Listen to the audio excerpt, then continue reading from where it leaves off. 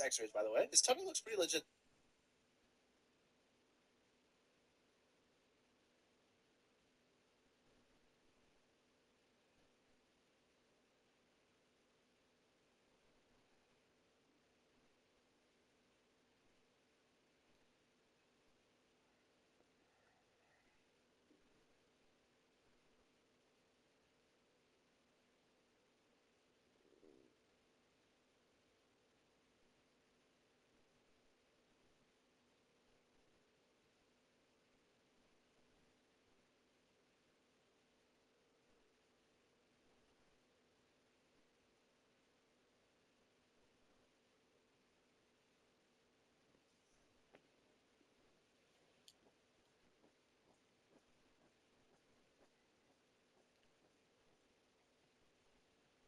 Zoro invented the most illegal sword style in history. While handcuffed to Usopp, Zoro had to figure out how to fight two CP9 assassins. Usopp tried to be smart and trick the enemies into fighting each other, but Zoro ruined the plan immediately. Well, I get it. You're trying to get them to stop paying attention to us and start fighting each other. That just occurred to you? Why are you sharing that information with them? Zoro realized that stealth wasn't working, so he suggested a new plan. These cops are a real problem, but I've thought of a way we can get them off of us. Really? Whoever loses has to chop off his own hand. Usopp obviously said no, so Zoro came up with Plan C. Since he couldn't use his third sword, he decided to turn his best friend into a weapon. All right, Sniper King, just hold that posture. You are now a sword. Get me a lawyer! There's no way I am not gonna sue your ass off for this! Zoro invented the most... What happened when your parents found out you were rich? My parents believed that inheritance money destroyed young people. After my grandmother left me $50,000 when I was 15, they put it in a trust I couldn't touch until 30. Every teenager who gets early money becomes a burnout. Mom would preach. They buy cars, party, drop out. We're protecting you from yourself. They made me sign papers, locked everything away, made me live like the money didn't exist. At 17, I worked at Subway for minimum wage while 50 grand sat in an account I couldn't touch. My friends thought I was crazy. Just petition the court, they'd say. But fighting my parents meant lawyers, family drama, maybe losing the money entirely in legal fees. That's when I discovered dropshipping. Started with $50 for my Subway check, buying phone cases from China, reselling them online. First month, I made $200. Second month, $800. By senior year of high school, I was clearing $5,000 monthly while my parents thought I was studying in my room. I got creative with hiding it. Opened accounts at 3 different banks using my work address. Had packages delivered to my friend Sarah's house. Kept cash in tampon boxes, inside old textbooks, behind picture frames. My room looked like a normal teenager's, but it held $30,000 in various hiding spots. Why do you need new shoes? Mom would ask. Those still have soles. The Subway job doesn't pay enough for extras, Dad would add. Budget better. Meanwhile, I had enough to buy a car cash, but I kept taking the bus, kept wearing thrift store clothes, kept up the act. Everything changed the week before graduation. I came home early from school with a headache. Mom's car was in the driveway, but Dad's was gone. Normal for 2 p.m. But when I walked in, Mom was at the kitchen table with papers everywhere, crying. Mom, she tried to hide the papers, but I saw the header. Second notice. Medical debt collection. It's nothing, she said, shoving them in a drawer. That night, I waited until they were asleep and went through that drawer. $186,000 in medical debt from Dad's cancer treatment 2 years ago. They'd been paying minimums, juggling credit cards, drowning in interest. The papers showed they'd already taken a second mortgage, already emptied their retirement. The house was next. And there, at the bottom, was a legal document. They'd petitioned the court to access my grandmother's trust early for education expenses, it said. But the real reason was clear. They were desperate. The next morning at breakfast, they acted normal. Dad talked about my college plans. Mom complained about grocery prices, both pretending we weren't months from bankruptcy. I need to tell you something, I said. They exchanged glances, probably thinking I was pregnant or dropping out. I went to my room and came back with everything. Bundles of cash from every hiding spot, bank statements, business records. All of it spread across the same table where Mom had cried yesterday. What is this? Dad's voice was barely a whisper. $73,000, I said. From my business, the one I've been running for 2 years while you thought I was studying. Mom picked up a bank statement with shaking hands. How? You work at Subway. I also run 3 online stores. I've incorporated. I pay taxes. I have an accountant. The silence stretched forever. We forbid you from working online, Dad finally said. But his voice had no conviction. You forbid me from touching money that was mine, I replied. While you went into debt paying for medical bills. While you protected me from becoming a burnout. You were burning out trying to stay afloat. Mom started crying again. We didn't want you to know. Parents are supposed to provide. I can pay it, I interrupted. The medical debt. I can pay it today. They stared at the money on the table. Their 18-year-old daughter had been secretly rich while they were secretly drowning. All because everyone was trying to protect everyone else. There's more, I said, pulling out my laptop. The business is worth about $400,000 if I sold it today. I had an offer last month. Dad put his head in his hands. We were so worried about money corrupting you. But you were. You were building something while we were falling apart. We paid off the medical debt that week. My parents helped me get a business license in my actual name. Mom does my bookkeeping now. Dad handles shipping. They never touched Grandma's trust money. It's still sitting there, waiting until I'm 30. By then, with the way the business is growing, I won't need it. What happened when your parents found out? How old are you, brother? Christian, oh my, how the fuck is he not dead? He said he's not letting go until he gets his wish. We just might have to grant it for him. That is not an option. We can't do that. Where are we at with my wish? No one has ever asked to cast some cheeks for their wish before, Jimmy. I don't know how to navigate this. I'm not leaving this earth till I crack something, Doc. I don't care if it's a man, woman, dog, otter. I'm leaving here with some. Oh, he he is fucking sick, and I'm not just talking about with the super cancer. He is sick. Listen, Jimmy, what if we just got you John Cena? Oh, wow, yeah, sure. Wait, but seriously? Okay, yeah, I'll call him right away. We'll get him down. Let John know when he comes, I'm going to be seeing the side of that ass. Oh, that's a different type of attitude adjustment, Jimmy. He's retired. He don't do that. What about Spider-Man? You like Tom Holland? We can get him down here. Okay, yeah, sure, but let him know we filming a different type of movie. Spider-Man far from pulling out. What if instead of a hero, we get you a villain? Since you know hell like one, the Green Goblin. I want the Blue Goblin. That's who I want. Oh, geez. Okay, how about this? I'll call up Rockstar and try to get you an early copy of GTA 6, right? GTA stand for Give Me That Ass? No, unless they change it for the 6 ones. I'm not a part of the meeting, but that don't sound right. Look at him. He's basically a corpse. What if we just got him somebody? He probably can't get it up anyway. No, I can still hear you over there. Yes, I can still get it up. What was that noise? That sounded painful. Look at it. I'm not looking at it. I'm not looking at it. Oh, God, why is it covered in blisters? Why the fuck is it blue? Yeah, don't look away. Don't look away. You either give me some or you gonna give me some, Doc. You stuck me with needles. I'm gonna stick you with me. I'm not fucking touching that thing. Listen, man, he's out of breath just from getting it up. I'm gonna just put a plug on him. Get back. Oh, thank God. Listen, this stays between us, okay? Oh, God. You're gonna have to put on something else if you want to take me out. He's like a horned up zombie. Instead of brains, he wants butt. Man, why the fuck won't you just die? God damn it.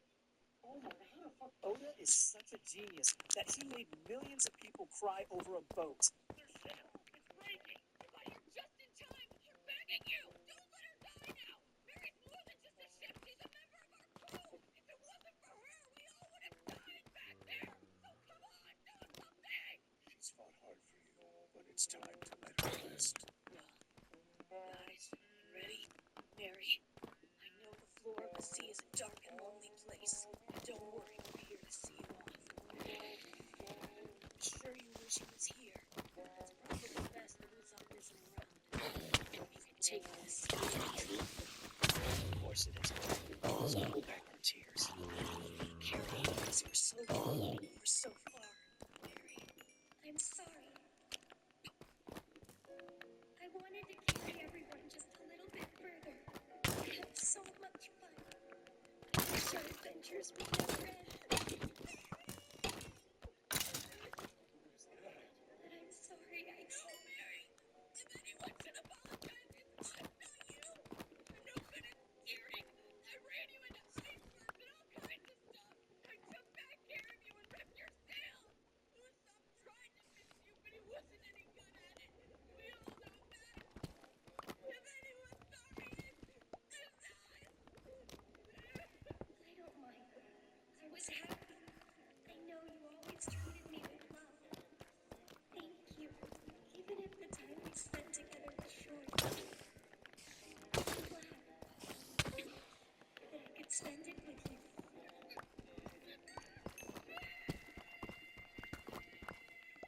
Oda is such a genius that he made millions of people cry over a boat. Their ship, it's breaking. You got here just in time. We're begging. I'm Danny Mays, and I'm the voice of Dobby. I didn't know you were supposed to do this. How often do you change your toothbrush? Well, I'm kind of out of that game because I have an electronic one. I haven't. It's not. You're supposed to still change your head, apparently. Yeah, I think I change my head. I think it's every 3 months, 2 or 3 months. Every 2 or 3 months. How long? If you say something that's diabolical, bro, we're going to a dentist right now. First of all, I haven't gone to the dentist in 6 years. Like that right there. They scare me. Why? I'm trying to breathe when I'm louder. You just go, you put this cool ass shades on, you open your mouth with a little plastic door, you go. I don't like not being able to. I love going to the dentist. Oh my god. I don't like being able to not control the length of my mouth. I want my mouth open at a and it's like, yeah, I hate it. And I forget how to breathe, right? And then they spray the water and I panic. I hate it. Hate the dentist. I'll never go again. They often compliment me too. I love it. But so, I haven't changed my toothbrush, right? I had an electric toothbrush, and then it crusted over, so I threw it away. And so now I just get packs of the sink, like I've seen them. Get the packs of like the 3-pack. Yeah, the 3-pack of like the travel stick toothbrushes. Now I didn't know until I had company over. that I'm supposed to change it. I thought that once, like, often. I thought you changed the toothbrush when the bristles fall off and it breaks in half. You're like, yeah, oh, I have a new one. No. Yeah, it's kind of like a razor. Like, what's called land effect to it. I've had my plastic toothbrush since the beginning of COVID.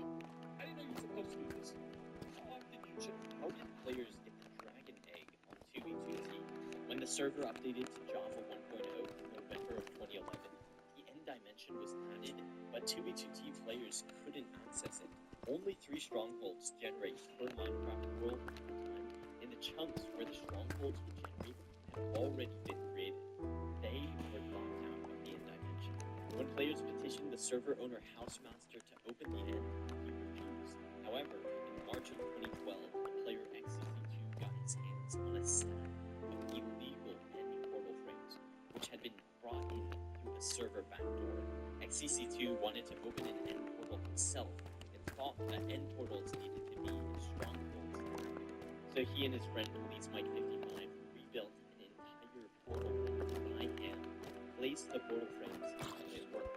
XCC2, Police Mike, third friend killed the Ender Dragon, collected the dragon before he was held. Subscribe to learn more on 2v2. You don't need a HELOC to get money out of your home. Actually, Have you ever been the only person at a party and just made it unforgettable? So back in middle school, this kid in my class, Ethan, invited a bunch of people to his birthday at the bowling alley. We weren't close, but he handed me an invite in the hallway, so I figured, why not? I get there right on time, gift in hand, and it's just me, no one else, just Ethan, his mom, a table of untouched pizza, and enough party hats for a small army. I ask if anyone else is coming. His mom forces a smile and says, we'll see. Spoiler, absolutely not. For a second, I thought about leaving, but instead I decided this kid was getting the best birthday ever. We went full menace mode, bowling like trick shot YouTubers, backwards throws, between the legs, throwing the ball in the air. We cheered so loud for complete misses that other lanes joined in. At one point, we wore party hats over our eyes and tried blindfold bowling. Ethan somehow got a strike in another lane. His mom didn't even stop us. She filmed it. By the end, we figured out the intercom. For 15 minutes, we announced fake lost items. If anyone's missing a live ferret, please come to lane 6. The DJ eventually stormed over and unplugged it. We left with matching bracelets, a giant inflatable hammer, and 2 employees who now probably hate birthdays. When I was leaving, Ethan gave me a party favor bag and said, don't tell anyone, but this was better without them. And honestly, he wasn't wrong. Have you ever been the only person at a party and just made it unforgettable? So back in middle school, this kid in my class, Ethan, invited a bunch of people to his birthday. We weren't close, but he handed me an invite in the hallway, so I figured, why not? I get there right on time, gift in hand, and it's just me, no one else, just Ethan, his mom, a table of untouched pizza, and enough party hats for a small army. I ask if anyone else is coming. His mom forces a smile and says, we'll see. Spoiler, absolutely not. For a second, I thought about leaving, but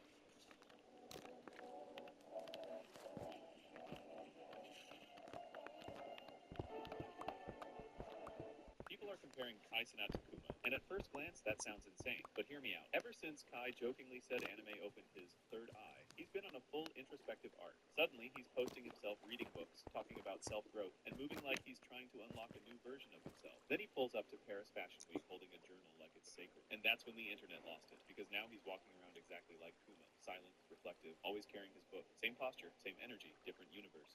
People are comparing Kai Cenat to Kuma. Ever wish you could just, step off a plane and have a really comfortable ride just waiting for you, no stress? when did the gym bros realize that that guy was actually stronger than all of them? Every time I walk into my gym, people react exactly how you'd expect them to react to a 320-pound dude, calling me Big Mac and Pillsbury, taking bets on when I'll quit. I only do light cardio, never touching the weights, which makes them mock me even harder. Ace, the loudest one, loves announcing to everyone that I'm going to break the treadmill. They have no video. Last week was especially brutal. Ace blocked my path to the ellipticals and said, hold up, Big Mac, this is the athlete section. Jenny's Zumba class for seniors is in Studio B. I tried to explain. Actually, I used to compete. He cut me off with exaggerated laughter. Compete? What? An eating contest? The entire weight floor erupted. Swallowing cheeseburgers doesn't count as competing.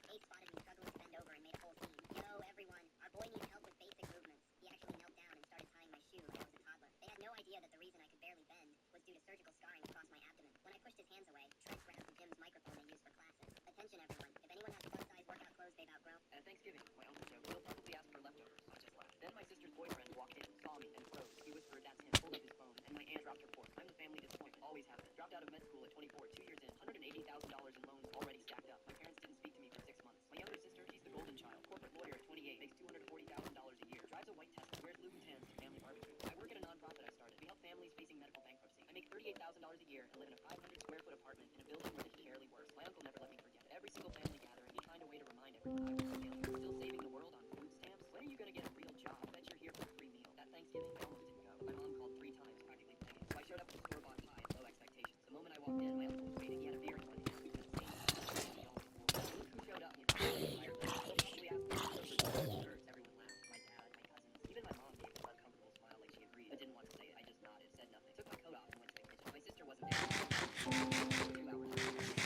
hours later, everyone was already upset with me. My mom had been talking about him all week. He's a financial analyst. He went to Princeton. He volunteers at a children's hospital. Translation, he's everything you're not. I helped my aunt set the table. She didn't make eye contact. Just handed me plates and pointed where they should go. That's how it always was. I existed in the background. A placeholder, a cautionary tale. Then the front door opened. My sister walked in first. Her arm looped through this tall guy in a charcoal suit. He had one of those polished smiles, the kind you see in LinkedIn profile photos. Clean cut, confident, expensive watch. My dad practically jumped up to shake his hand. My mom hugged him like he'd already proposed. My uncle clapped him on the back and offered him a drink before he even put his coat on. The boyfriend was mid-laugh at something my dad said about the Lions game when his eyes drifted across the room and landed on me. His smile vanished. His face went completely white like he'd seen a ghost. He stopped walking, stopped talking, just froze in the doorway, staring. My sister tugged his arm. Dave, you okay? He didn't answer. His hand went to his jacket pocket, fumbling for his phone. His fingers were trembling so badly he almost broke it. The room started to notice. Conversations trailed off. People turned to look. The boyfriend pulled up something on his phone, his eyes flicking between the screen and my face, back and forth, back and forth. Then he shoved the phone toward my sister, his voice barely a whisper. That's him. My sister looked at the screen, her jaw dropped. She looked at me, then back at the phone, then at the boyfriend. Are you sure? I'm sure, he said, his voice cracking. That's him. My aunt was holding a serving fork. It slipped from her hand and clattered onto her china plate so loud it echoed through the whole room. My uncle stood up. What the hell is going on? My boyfriend walked toward me slowly, phone still in his hand, his eyes glassy. He stopped 3 feet away. Do you remember a girl, 11 years old? Leukemia case about 3 years ago. The memory hit me like cold water. Yeah, I said quietly. I remember. His face crumbled. He covered his mouth with his hand. Tears spilling over. That's my little sister. He went dead silent. 3 years ago.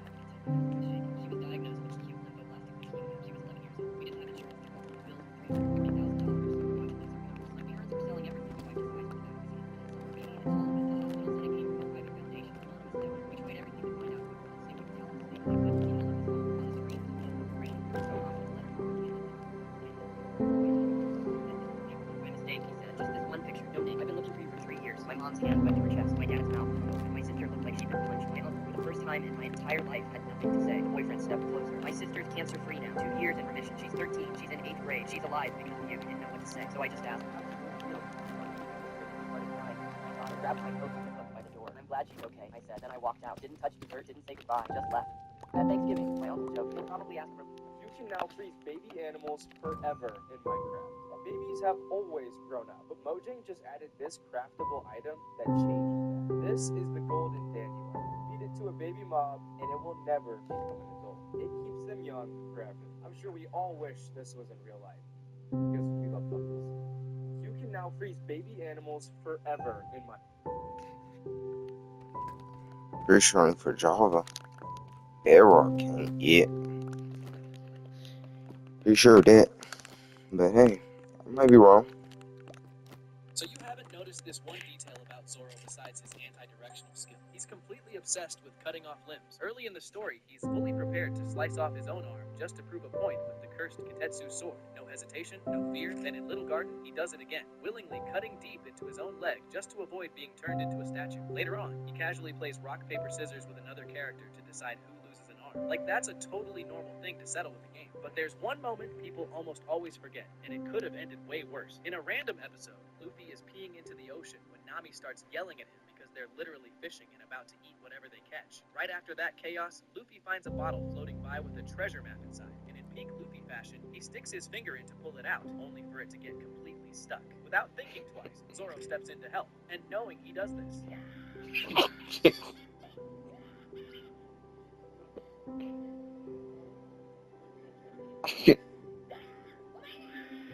So you haven't noticed this one detail.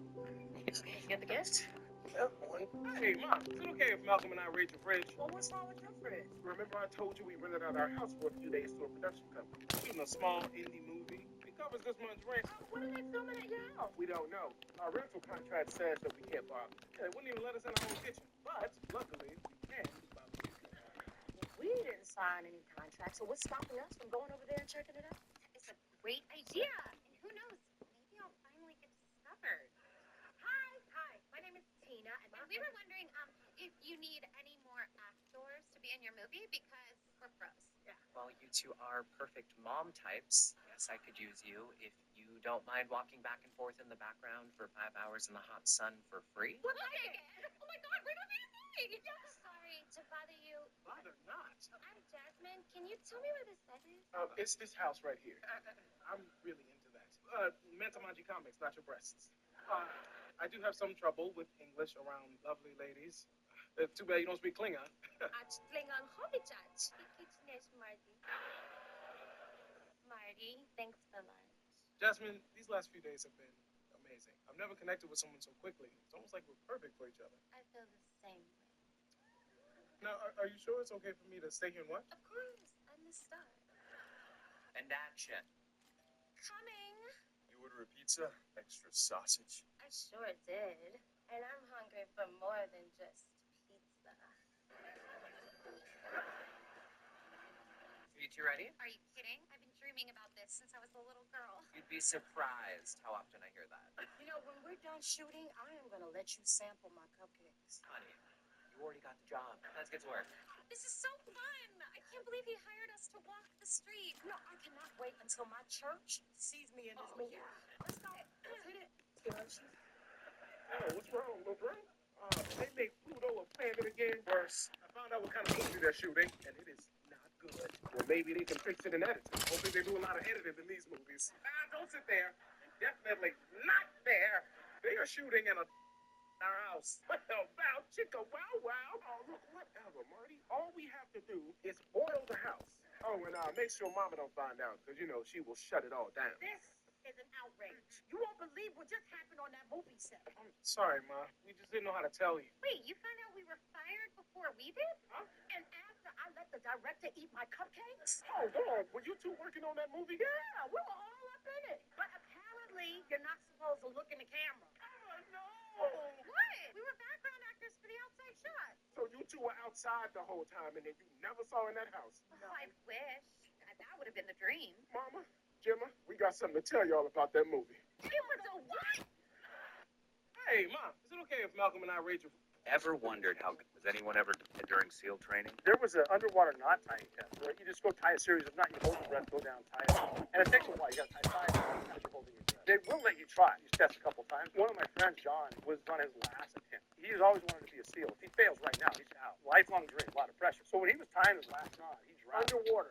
He's on his last knot, and that's when he did drown. And the instructors come down quickly, and they bring him up, they pull him over, call in the medic. He gets in the CPR. We can hear him saying something like, "Come back to the light." John was like out for a minute and a half. He finally spit up all the water out of his lungs. First thing he said was, "Did I pass?" And the instructor's still sitting on him, and he kind of sits back, and he gets the color in his face, and he goes, "Yes, you passed." And John said, "Thank God, I finally tied the 5th knot." And the instructor goes, "Look, I'm in a really good mood right now, so I'm going to let you in with a little secret. I don't care how many knots you know how to tie. That's not part of the curriculum to become a Navy SEAL. My job simply is to see how far you'll push yourself. You just push yourself. You pass the goddamn test." Was anyone ever during SEAL training? There was an underwater...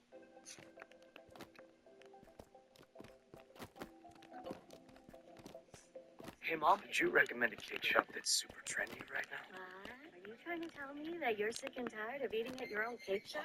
No, that's not what I'm asking. It's for Miss Walgreens. You always come. No one knew that I was a sex addict until the company's team building exercise. I had forgotten to bring my medicine along for that night and was assigned to a tent with a male colleague. I was in tears as I climaxed right before his eyes, and now that there was no turning back, my impulses spiraled further away from control. Due to my addiction, my heart had been pounding the moment the supervisor came and told us we were staying the night at the hot springs. If I even had an instant of skin contact with a man, my libido would flare up in minor cases, and in worst cases, I would straight up get an orgasm. I had never told anyone because it was just so embarrassing. And when I was younger, I had presumed I'd simply get better once I was an adult. That was until I realized the symptoms were getting even more out of control. And there was that one time I almost moaned out loud in public. Fighting back the embarrassment that almost killed me, I went to the doctor and got some medicine. However, I had forgotten to bring my medicine, as this team-building exercise was organized out of the blue, and very far from my home, even as I fought against the fear eating me inside, warning myself to restrain myself and stay well behind. Our supervisor suddenly announced, "Sorry guys, all the rooms have been booked, but we have tents. There aren't many, so we're just going to have to make do. Ruth, you're going to Dean's tent." And that was how we got to the situation right now.